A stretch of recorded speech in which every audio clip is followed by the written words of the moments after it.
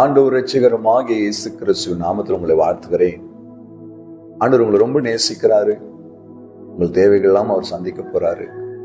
நல்ல விசுவாசத்தோடு இந்த வார்த்தை பிலீவ் பண்ணி ஜெபம் பண்ணுங்க. கர்த்தர் உங்களுக்கு அற்புதம் செய்வார். இன்றைக்கு நம்ம ஒரு வார்த்தை வாசித்து ஜெபிக்க போகிறோம்.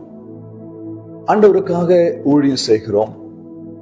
ஆண்டவருக்காக ஏதோ காரியங்கள்லாம் செய்கிறோம். டிராக்ஸ் கொடுக்கிறோம், சண்டேஸ் கிளாஸ் எடுக்கிறோம், ஏன் ஒரு ஆலயத்தை பெருக்கி சுத்தம் செய்கிறோம். எல்லாம் ஒரு ஊழியம்தான். ஆனா அப்படி செய்யும் பொழுது உள்ளத்துல ஒரு சோர்வு வரும். நான் இவ்வளவு கஷ்டப்பட்டு இந்த ஊழியத்தை செய்யறேன், இவ்வளவு கஷ்டப்பட்டு இந்த காரியத்தை செய்யறேன், இவ்வளவு கஷ்டப்பட்டு இந்த வேலையை செய்யறேன், இதெல்லாம் ஒரு பலன் கிடைக்குமா கிடைக்காதா? ஒரு இன்றைக்கு அழகாய் ஒரு வார்த்தையை கொண்டு உங்களோட பேச போகிறேன். வாசிக்கலாமா? எபிரேயர் 6:10.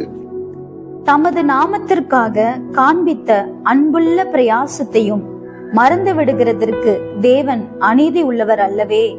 அவருடைய நாமத்திற்கென்று நாம் படுகிற அந்த பிரயாசங்களை மறந்து போவதற்கு நாம் ஆராதிக்கிற தேவன் அநீதி உள்ள தேவன் அல்ல.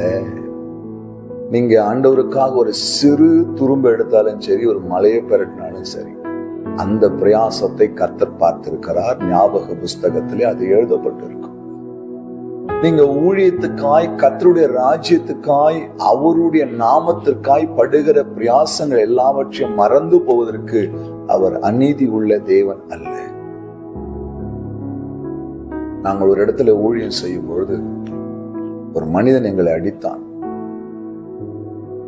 ஆனால் அதை வாங்கி கொண்டு திரும்ப எந்த மறு உத்தரவு சொல்லாமல் கண்ணீரோடு இந்த இடத்துல இருந்து கடந்து வந்தோம். வந்து ஆண்டவர் சமூகத்துல மிக வேதனையோடு, ஆண்டவரே உமக்காக ஊழியம் செய்ய போய் இப்படி ஒரு அவமானம் நடந்து விட்டது என்று அழுது கதறினோம், ஜெபித்தோம். ஆனால் இன்றைக்கு அந்த மனிதனே ஒரு ஊழியக்காரனாய் கர்த்தர் வைத்திருக்கிறார். ஆண்டவர் ரொம்ப பெரியவருங்க. அவருடைய நாமத்திற்காய் நீங்கள் பிரயாசப்படுகிற அந்த பிரயாசங்களை அவர் ஒருபோதும் மறந்து போகவே மாட்டார். அதற்குரிய பிரதிபலனை 30, 60, 100 உங்கள் கைகளிலே கர்த்தர் கொடுப்பார். நீங்கள் ஊழியத்துக்காக செய்கிற உதவிகள், ஒரு ஊழியத்துக்காய் செய்கிற உடல் உழைப்பு, ஒரு ஊழியத்துக்காய் செய்கிற முயற்சிகள், ஒரு ஊழியத்துக்காய் நீங்கள் கொண்டு வருகிற ஒரு ஆத்தும அறுவடை, எல்லாவற்றையும் கர்த்தர் பார்த்து கொண்டிருக்கிறார். அதை அவர் ஒருபோதும் மறந்து போக மாட்டார்.